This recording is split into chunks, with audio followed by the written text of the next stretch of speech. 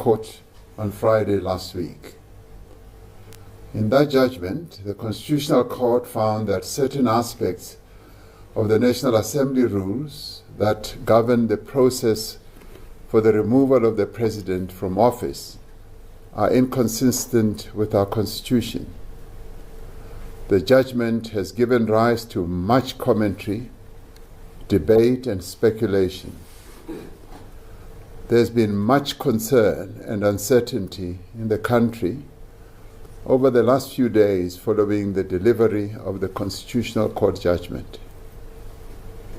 When I assumed office of President of the Republic of South Africa, I said that it was a responsibility that I would discharge with the greatest care.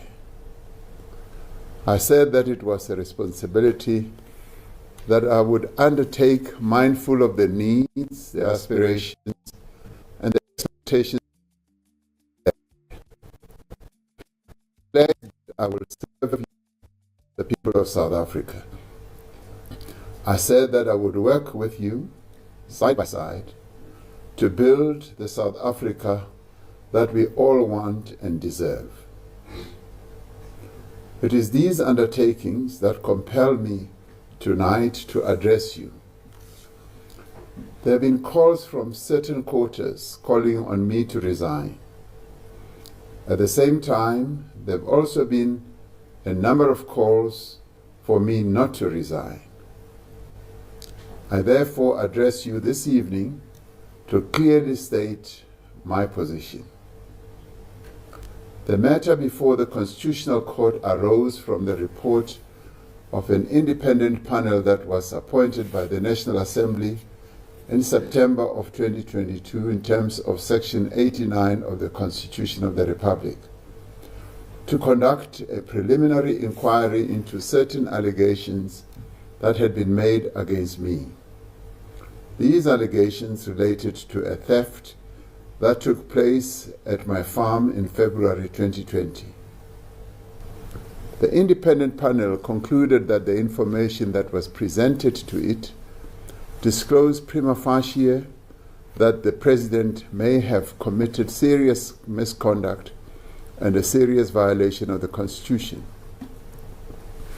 The panel concluded that as the President may have acted in a way that was inconsistent with my office and may have exposed myself to a situation involving a conflict of official responsibility and my private affairs.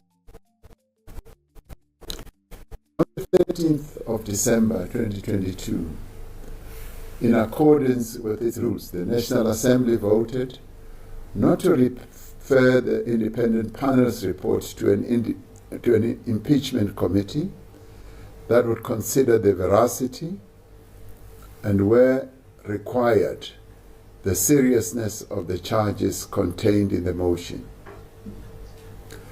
The Constitutional Court has now ruled on the basis of what it found in the National Assembly rules that the vote the National Assembly exercised on this matter in 2022 should be set aside. The Court has accordingly ordered that the report of the independent panel be referred to the Impeachment Committee of the National Assembly. In the judgment, the Constitutional Court declares that where the panel recommends that a Section 89 inquiry be proceeded with, it must be implemented through a referral to an impeachment committee unless and until the report is set aside on review. I accept and respect the Constitutional Court's ruling. I reiterate my firm commitment to the Constitution, the independence of the judiciary, and the rule of law of our country. Since the judgment was handed down, I have reflected on what the judgment means for our country, for the rule of law, and for the office that I occupy. I am mindful of the severe difficulties that the country is confronted with today. I'm also mindful of the need for stability at this time more than any other. At times of such uncertainty and contestation, our Constitution must and remains our guide. The drafters of the Constitution provided a clear, carefully considered process to deal with allegations of serious misconduct and a serious violation of the Constitution against the President. They foresaw that it would be necessary to provide recourse in the event that these allegations could be established, while at the same time protecting against spurious or malicious agendas. Since a criminal complaint was laid against me in June 2022, I have consistently maintained that I have not stolen public money, committed any crime, nor violated my oath of office. From the beginning, I said that I would cooperate with all institutions that are mandated to deal with these types of matters. I have indeed cooperated with all investigations and inquiries into this matter. I will continue to cooperate with all institutions that are mandated to deal with all these matters. When the independent panel submitted its report in December 2022, I said that I disagreed with its findings and the process of reasoning that led to those findings. In my submission to the panel, I said, the complaints against me are based on hearsay allegations. No evidence, let alone sufficient evidence, has been presented to prove that I committed any violation, let alone a serious violation of the Constitution or the law, or serious misconduct as set out in the Constitution. As a consequence, I decided then to approach our courts to take the report of the independent panel on review. I was advised by my legal team that the panel report was capable of being reviewed by a court of law on several grounds, including the misconception of its mandate, grave errors of law, and unfounded conclusions of fact. However, the outcome of the vote of the National Assembly in 2022 stopped the process of further examination through a review of the report, resulting in the report having no practical or legal consequence. I therefore did not proceed at the time with a review of the panel's report, as the National Assembly had taken a decision on the matter.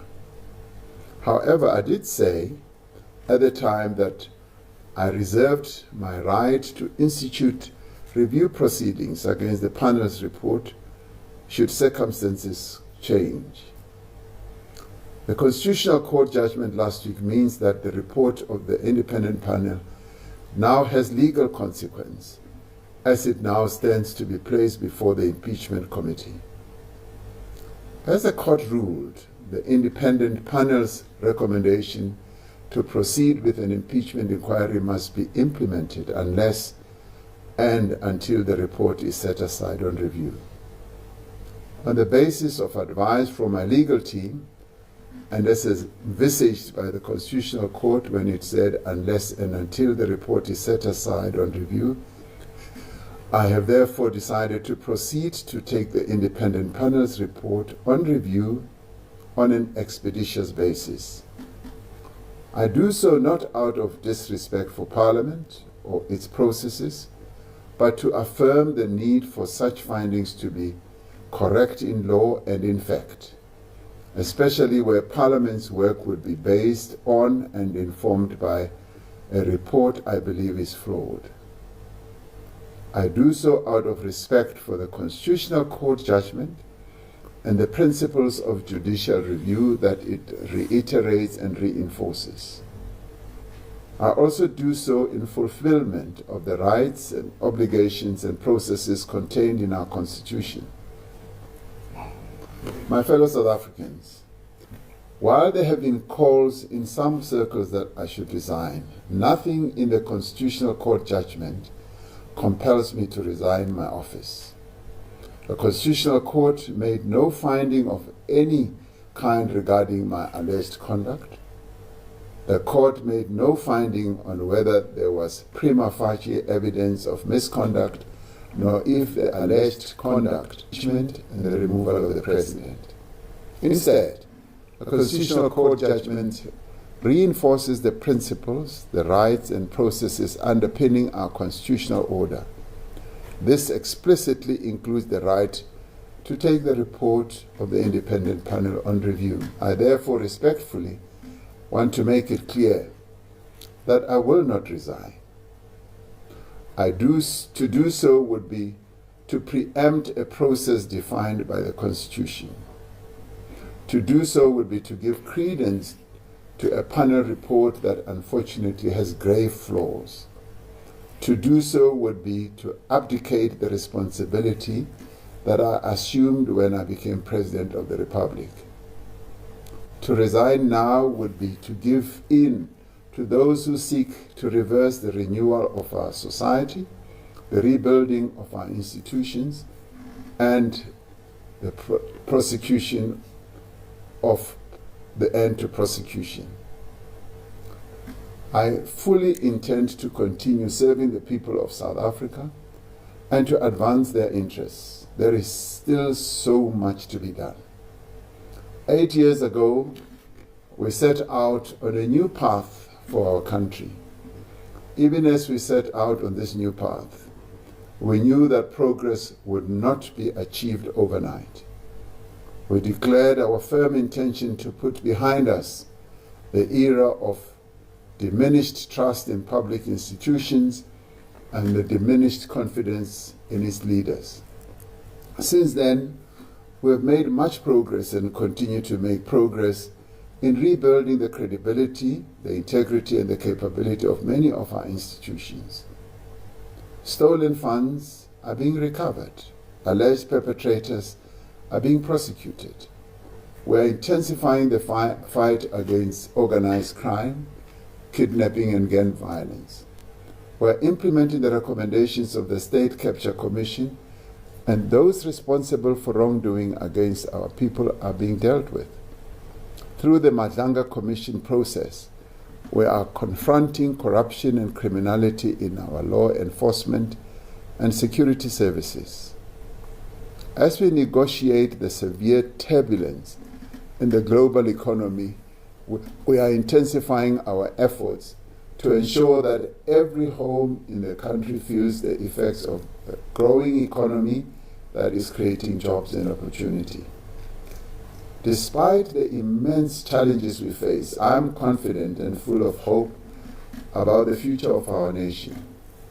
I'm confident that the people of our country will pursue with even greater determination the path of renewal and the rebuilding of reconstruction and sustainable development. So, my fellow South Africans, guided by the rule of law and the principle of accountability, I intend to fulfill and complete the mandate that you, the people of South Africa, have given me.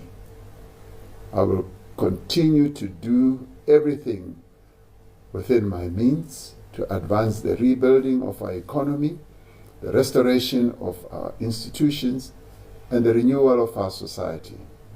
I will do everything in my power to strengthen the institutions that are responsible for safeguarding our democracy and upholding the rule of law so that they may never again be abused, co-opted, or repurposed to serve criminal interests. I will remain in your service and will continue to act in your interests and in the interests of our diverse and truly remarkable nation. I'm confident that together, as a nation, we will strive, we will progress, and we will overcome our challenges and difficulties. I remain here and am not resigning. May God continue to bless South Africa and protect her people. Thank you.